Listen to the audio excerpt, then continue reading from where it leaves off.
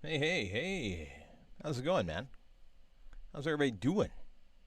Chris Courtney here, New Pragmatic. A little bit of the pre-show. Got some good questions in this morning. I'm super excited. Hope you're doing well where you are. We're gonna cover some stuff that's a little off the beaten path this morning. Got a few questions coming in the old mailbag, if you will. Um, looks like Chelsea's busy working on her script and maybe prepping for 4th of July. I'm not really sure what everybody's doing this year. Like, uh, if you're watching this and if you're watching this and you're not from the U.S., uh, coming up this weekend is the Independence Day, and it's going to be very interesting. As you may have heard, America's in a bit of turmoil, and we've got this virus thing going on. You might have heard about the virus. I don't know. Maybe you've been under a rock, but um, not under Iraq, but or under Iraq, but under a rock.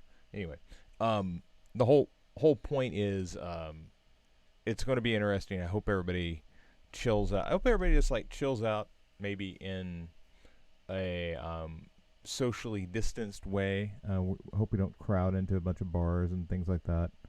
And I do get it. I do get it that it would be super enjoyable for everybody to just be able to go do your thing. And Couchbutt is fired, but it looks weird. Like there's like an image with it, and it still says it's streaming, but I'm not sure. I'm not sure what happened. I hope I didn't hit something. Anyway, let's get this underway because I'm late because I was working on something for this, and I'll show it to you in a minute.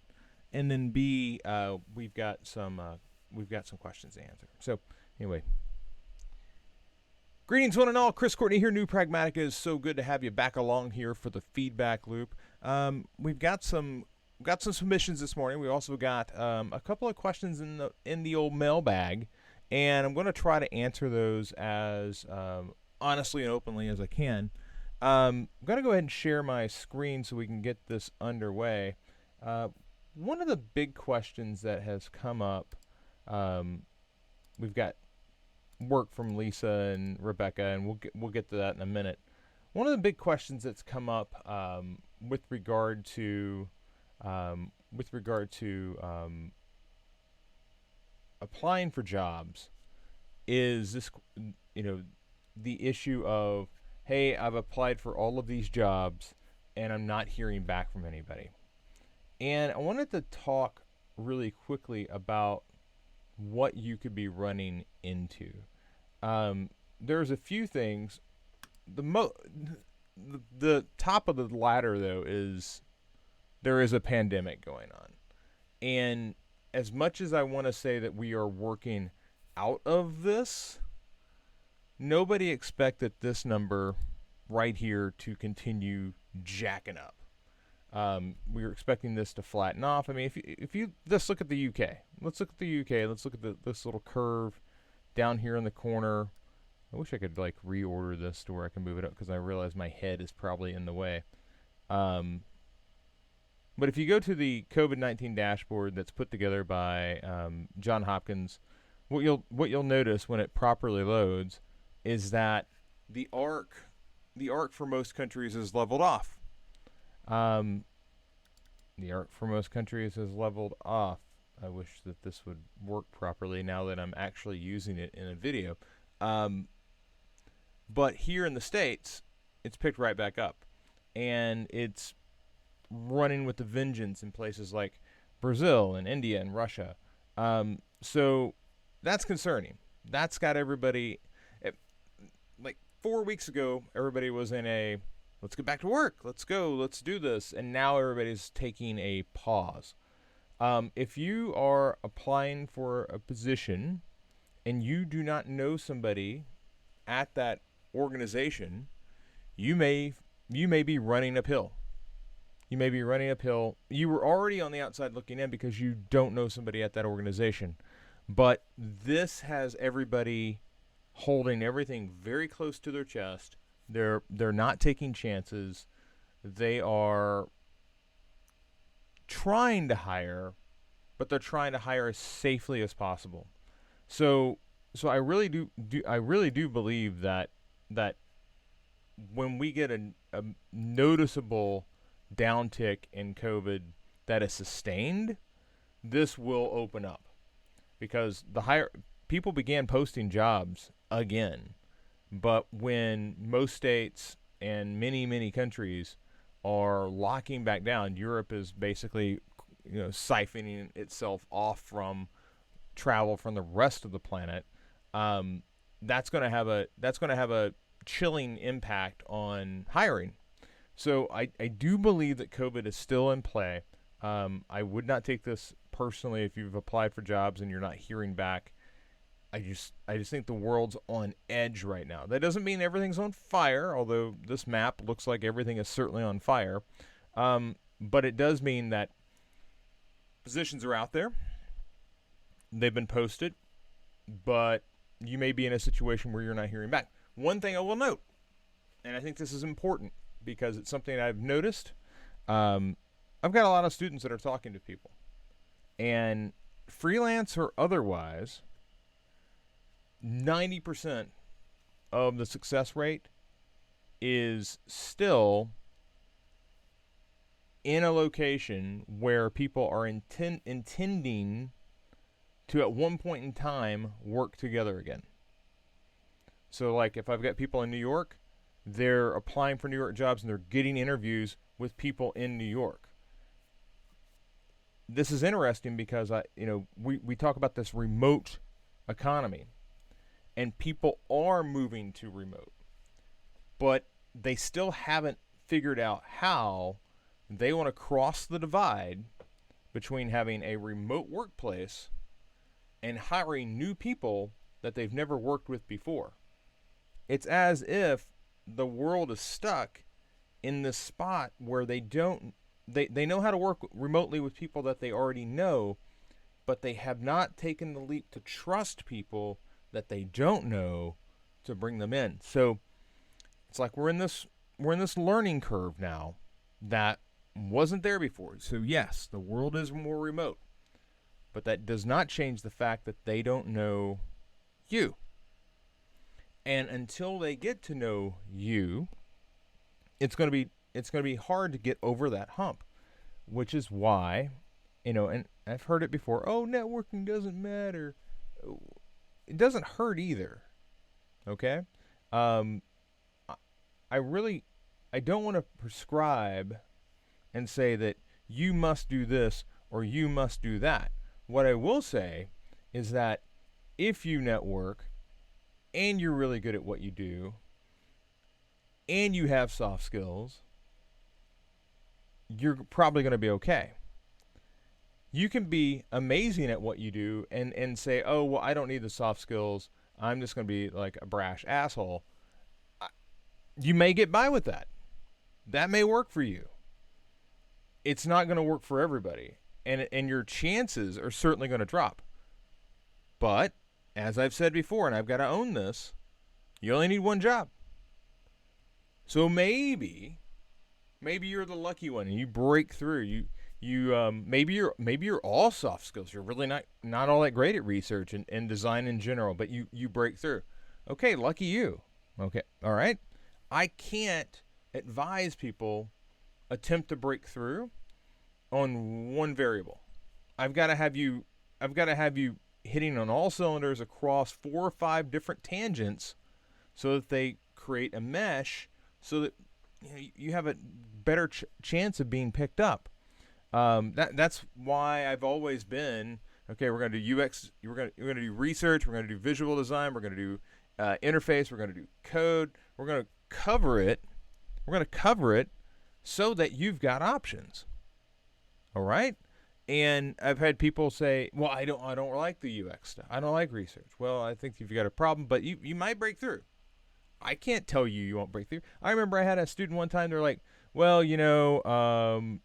my mom says that I don't really need this, so, and I'm going to go do this other thing. That's cool. That's you, okay? Now, I can tell you that those projects that you decided not to do, they've benefited other students. They've benefited designers who've come through. That person went through and got a job. Okay, that person went through. They networked. They got a nice job on the other side of it. Like a year later, they were doing their thing. They came through and they learned enough to go get that internship, though. Okay, so let's own what happened there. You didn't just like walk into the internship without any knowledge of UX. You came in, you picked that up, and you went and got that internship, and that's okay. Now, if you layer in projects and you build out a portfolio, and then you go get the internship or you go get the job, you should be in a much better spot. You should be able to snap your fingers and get it versus I'm just going to take a shot at it. And any of you right now could go out and try to get a job. You know, whatever, Chris. I don't need this portfolio or whatever. I'm just going to walk up. I've had students go in. They didn't have their work finished. They went in with a PDF. Got a job. Guess what? That was 2016. That was 2017. That was a hiring market that was on fire. Okay? Let's own what that was. Anybody was, jobs are just falling out of trees. Okay? In America, 20 million people unemployed. A lot of people, a lot of designers in that pool. Now, does that mean you can't get a job? No, not at all. They are hiring. I've got students that have multiple interviews this week. Okay? But true facts. You've got to level up. You've got to do more than you had to do before. That's just the facts of the situation. You've got to bring more to the table because it's more competitive now. When it's less competitive is when they don't have 100 applicants for the job because everybody's being well paid and not, there might be a few people looking around, but in general, the economy is doing this and everybody's employed. Right now, everybody is looking because they're fearful that if they aren't laid off, they're going to be laid off. And it's not that they're going to be laid off because their company sucks or they're bad. It's because the world is on fire and I've got to look over my shoulder and make sure, the monster's not going to eat me. So, do you have to do all these things? No, but if you do them, it's not going to hurt. Okay? So, Rebecca was asking a question earlier about networking. Absolutely. I really think that one of the big things that you have going for you, even amid all of this that you see on the screen, is that we're moving to more and more networking opportunities. There was something that came out, was it 24 hours of UX?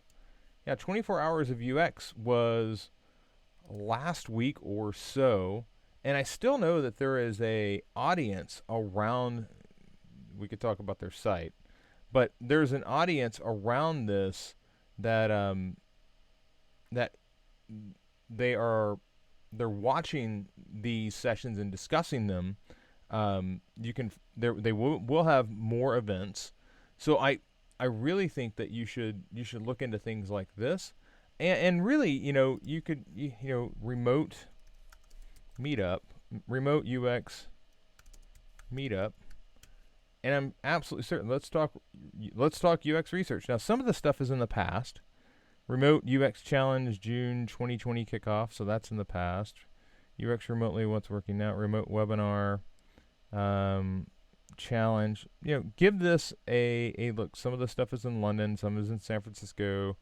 A lot of stuff's in the past. So actually, what I would suggest doing is just going to Meetup.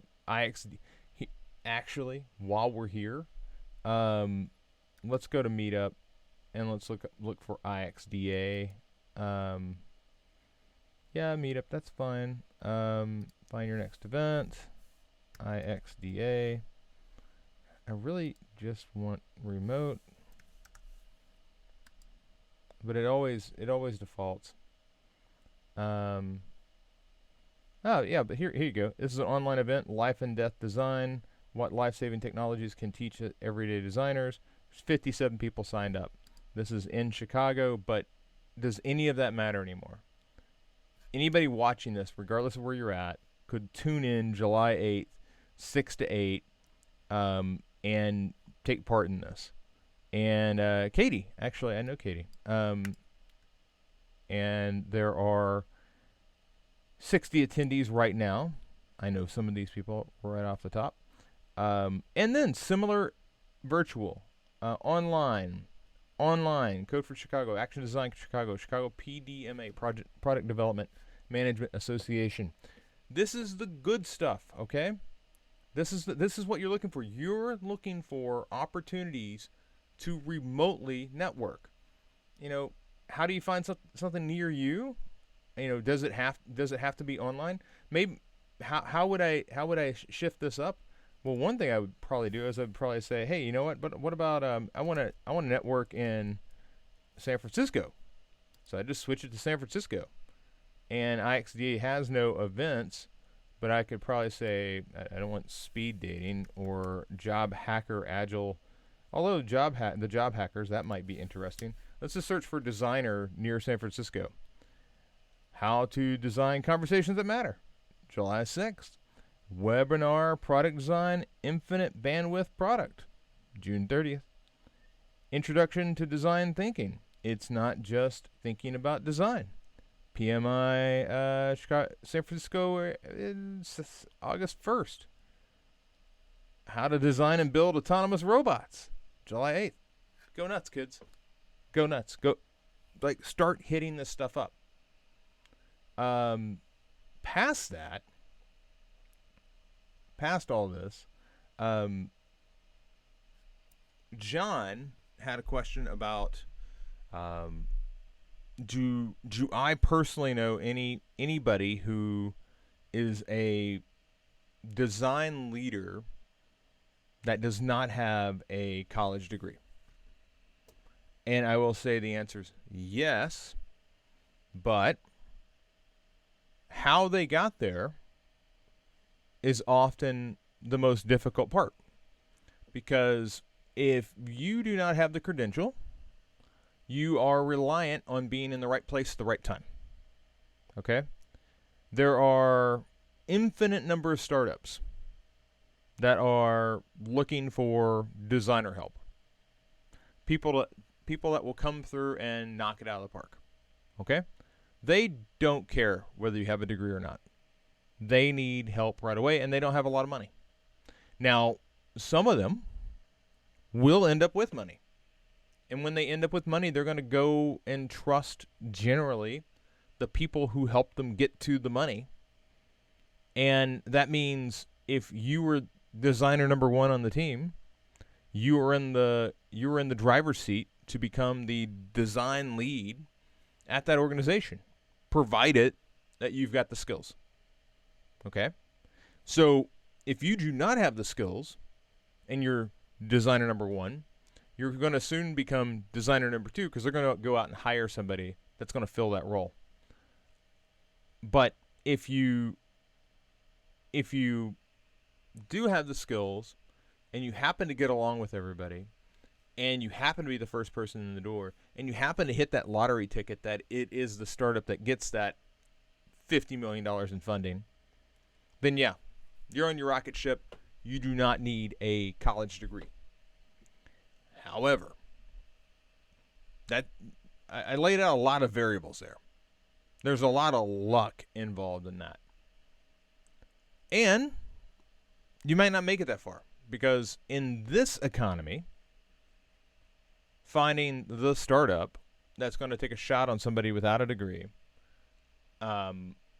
is going to be lower, because there's people with degrees that are now competing for those spots because they've been laid off.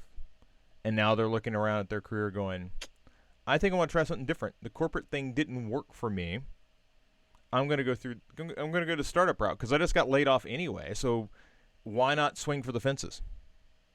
Okay? So that's what I see there, John, is I see I see a situation where if you're going through and, I'll just, let's just look at Techstars, okay? So Techstars is an organization where it's like a incubator or an accelerator. And let's look at the startups, all right? The startups in Techstars. Any one of the companies that I'm going to pull up is a company that either, so there's 2,157 companies. If I was aiming at companies to think about joining with the mindset that I was going to try to be the design lead at one of these organizations, it would be something like, it would be one of these companies. Localytics, Reality Mogul, Sphero. You want to target one of those companies. One of those companies that Legal Pad, one of the companies, or Spot Hero. One of the companies that hasn't gotten started yet, but has been validated to the point that somebody's putting a little bit of money behind them. Okay? That's how you get there. And I really do think it takes shooting for the moon and lottery tickets to do what you're talking about doing. Okay? So, what I've laid out there is difficult, but not impossible. There are people, particularly in the startup realm, don't have degrees. Was there at the beginning. Rode the rocket up. Didn't move. Didn't jump around. Okay? You have to be white knuckle committed to that rocket ship that's going to take you all the way up. Okay, so I hope that was helpful. I'm going to close these down because we've got some work to get to here. 10 million 400,000 cases. That's insane. Let's start here with Lisa, because Lisa is awesome. And right now, Lisa's got a couple of things here. As you can see, there's like a couple of blocks that are laying over one another. This is her Squarespace site, so please do not judge. We went through, and initially we set up some custom CSS to allow this to set up properly. And right now, the problem is that stuff just is unnecessary. So now what she's got is we've pulled the CSS out. This is going to work much better responsively, but we also need to kill this section here. So we're going to save this. Let's edit odd jobs.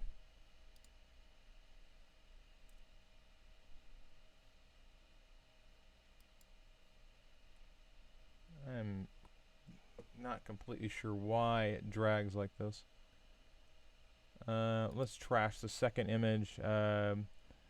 Yes, delete it. Okay. So now, let's trash that spacer. Yep.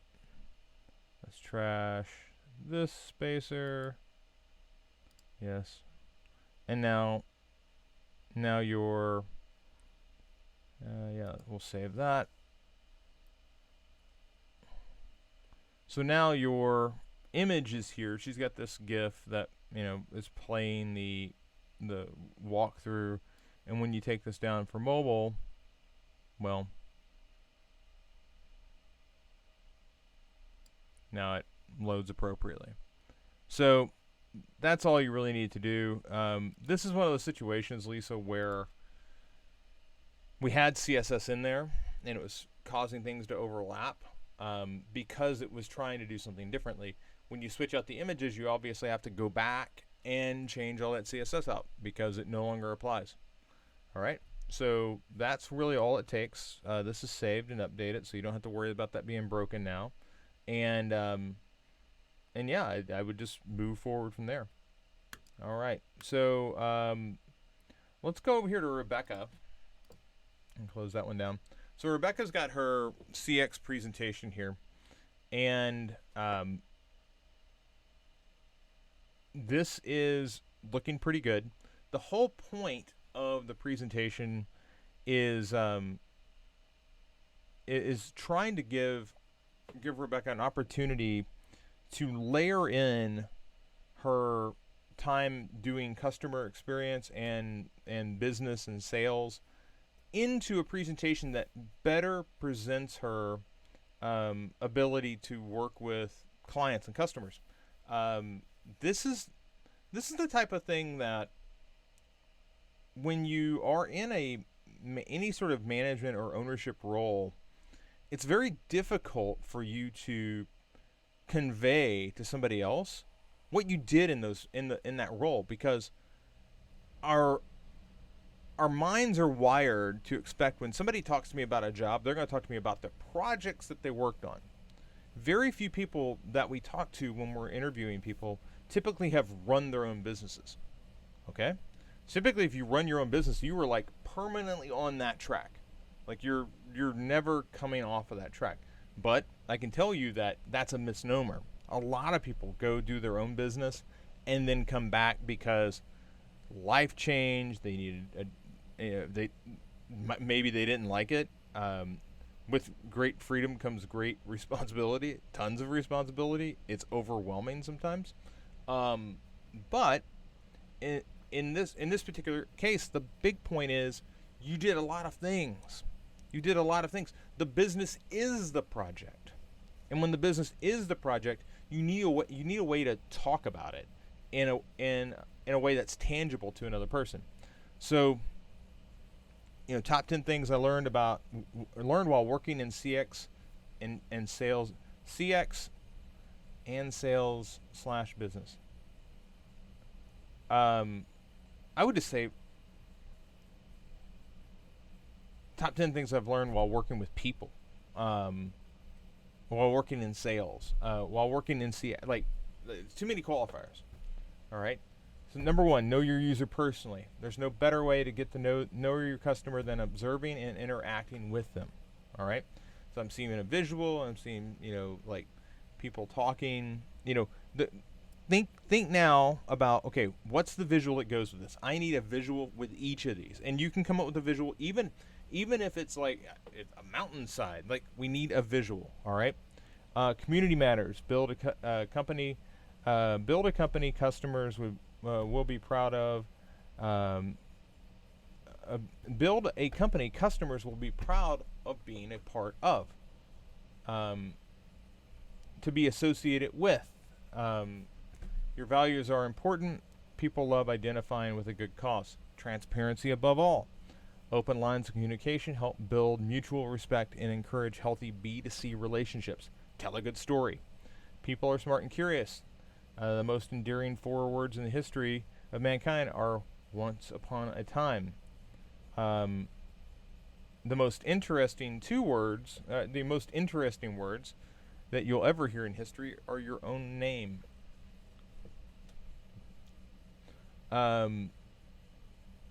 Communication at eye level. Communicate at eye level. Last thing you want to do is put a language barrier between you and your customer.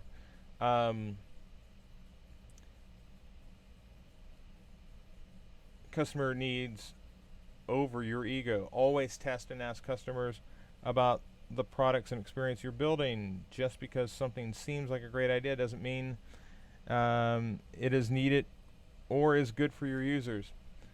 Be unconditionally generous. An unexpected gift at point of purchase, no strings attached, will leave a lasting impression and help build a stronger brand relationship. Practice ethical selling.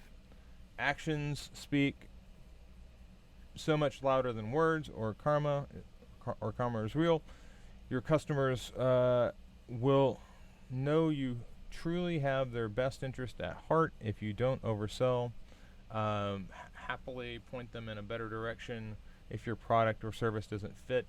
You'd be surprised how many friends they'd recommend back to you. Balance policy with strategic exceptions. Know that being confident in your product or service is important, but the ability to listen and be flexible in different circumstances will set you apart as an honest and caring brand. Keep learning. To be able to continue to deliver, you need to constantly study your customers' behavior and needs. Remember, these factors are always evolving. Age groups, blah, blah, blah. Bonus, just be a nice person. People like to hang around and buy for nice people. So this is good. Okay. The next level of this, there's like the reason I wanted to read it all was you can kind of get a sense where like practice ethical selling. There's some wordiness in there that I was struggling with. But it's just as important to realize that we don't necessarily need to include all of this on the screen. Like, and I'll get to like how I would set this up in just a moment. But overall, the next piece is, okay, well, what's the visual that goes with each of these? And I wanted to take us down that path for a second because I've gotten a lot of questions about like presentations and how do you set them up? How is it not just a bunch of words on a screen? And I went ahead and sat this up, and we're going to take a look at how this works in a second. The first thing I want to say is when you're working in Figma, you always want to come up here to options and scale down to fit, so that your presentation, whenever you run through it, is working wherever you go. And once you've adjusted the size in Figma, you can share the prototype and it will maintain that size. Okay? So if I drop this link into the chat, it should open up on your screen like this, regardless of how big your screen is. So that's the first thing I want to point out if you're using Figma as your presentation. So this is Chris Courtney, the Known Unknowns 2020. It's a talk I'm prepping, and right now this is set up at 1980 and 1920 on 1080. It's set up for HD. All right, so that's the frames that are over here. If you look at the slide, and we go over here to design. Oh, I'm sorry, 1920 on 1080. And I can share. I'm making a sample deck so that you'll all have a copy of the diluted down version of this. But when I go through, I use visuals pretty heavily. Okay, now that doesn't mean that you have to, and it doesn't mean that it's appropriate in all times. But I think particularly on a presentation like what Rebecca's about to give, like it is headline something I'm going to say, headline something I'm going to say. So when that's the case, I want big visuals, okay? Big visuals that go with what I'm talking about, because I'm not going to put all the nuanced parts on the screen. I'm going to basically use the presentation as a backdrop for what I'm talking about. So first thing, you always want to introduce who you are. You just assume, regardless of the audience that you're talking to, they do not know who you are. All right? So, and I've designed this a couple of different ways, dependent on what you have to work with as an image. I happen to have an image that's very wide that I can tuck information into, and who am I? I just said I'm Chris Courtney. Who am I? Lifelong designer, entrepreneur. I've been leading teams and launching new products at media and educational organizations for the past 20 years. Short, sweet, to the point. You can put that on a slide. This other one is a bit longer. Well, why would I shut it down? Well, this is just additional information about what I'm doing now. I mean, I could just talk about that if I really wanted to. I could say, yeah, over the past 20 years, I've worked for a number of colleges and universities and online educational organizations. In 2019, I left to start go start newpragmatic.com, which is the reason I'm here talking to you today. I could do that. I don't need that on the slide. However, if I've got a situation where I only have an image that will work for half the screen, I could easily add more if I wanted to, or I could blow that type up like I have here. So it's really, there's no right or wrong way to do it. All I'm looking for is options, and you'll see a lot of what I do is color blocks. So all the things I don't know, All right. So if you go back to the known unknowns, you know, the next thing you want to do is you want to come out of the gate with a bold statement, like all the things I don't know. Really? You're going to tell me everything you don't know? And the whole point is, it's if you really think about it, all the things I don't know, it's overwhelming in scope. All right, it's like massive, and you're painting a picture. You're enticing them because they're like, what is he going to tell me? What is on the other side of this door?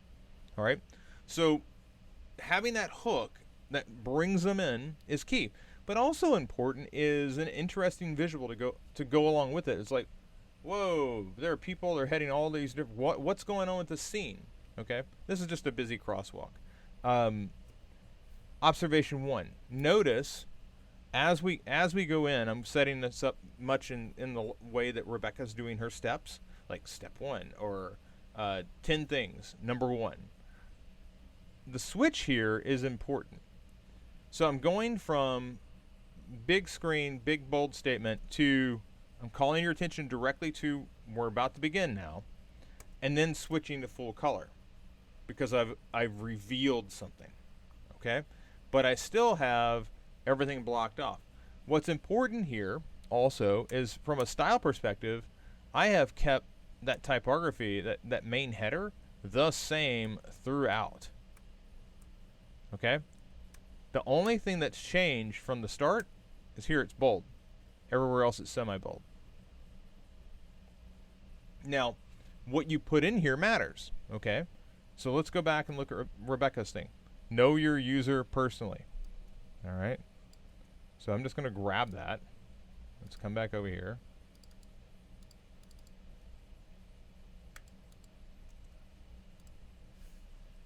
You know, observation 1, know your user personally. You don't have to use that image. Put a different image in there.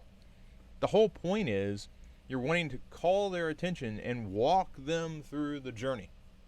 Okay? This gets to number 4, I believe, which is tell a good story. All right? But the visuals can help you get there, provided they know who you are.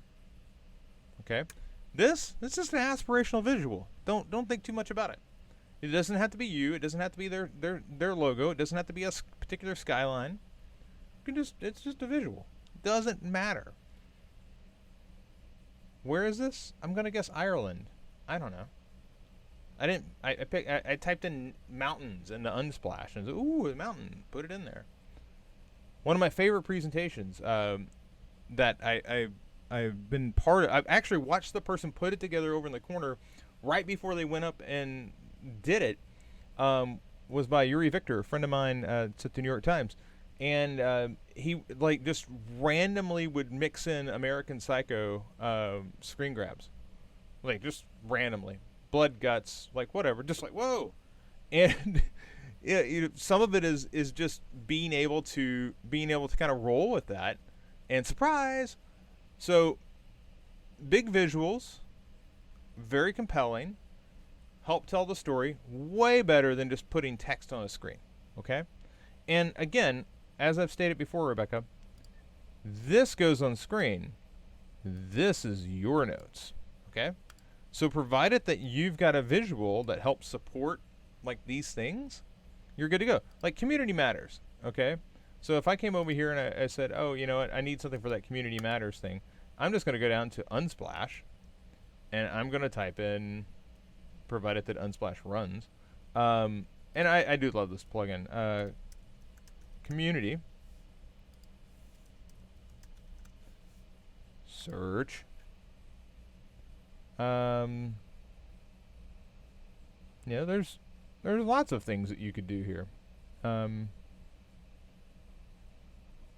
Hands, people, hands, this, sharing, feet. Personally, I'm big on if I was really looking at this, I kind of like this one, to be honest with you. I'm not completely sure why, but you know, it's a visual. It's happy people. It's not, nobody's really in focus, but it gives you a visual to say, you know, gathering. on, we had one of these other ones. What was so personally, generous. Actually, it's funny. Another one of those could have worked really well for generous. Unsplash has to think about it, and that's okay.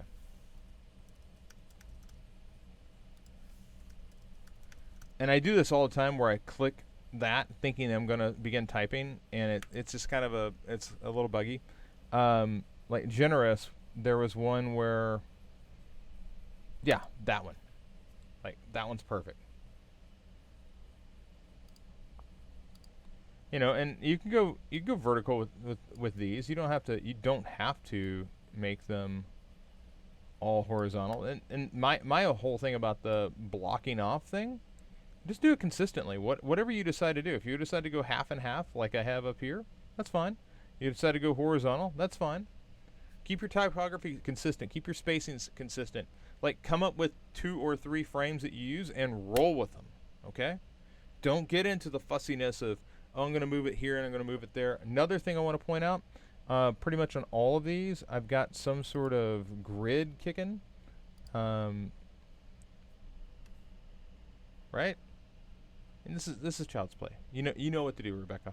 I'm going to share this though, so I'll drop a link to this in your feedback program journal, and then when I'm done with this as a document, I'll share it with the rest of the group. Okay. All right. Hey, that's going to do it for this morning's edition of the Feedback Loop. I hope that it was helpful. We covered a lot of ground, went a lot of different directions. Oh, wait. Okay, that's just Lisa checking in. Lisa, hope you get to feeling better, kiddo. A lot of people, like, it's summertime. It's a moment of change, moment of reset for everybody. So I hope you're doing well where you are. And if you have any questions, reach out. Otherwise, I will see some of you folks later today, and everybody else, I'll see you tomorrow. Take care.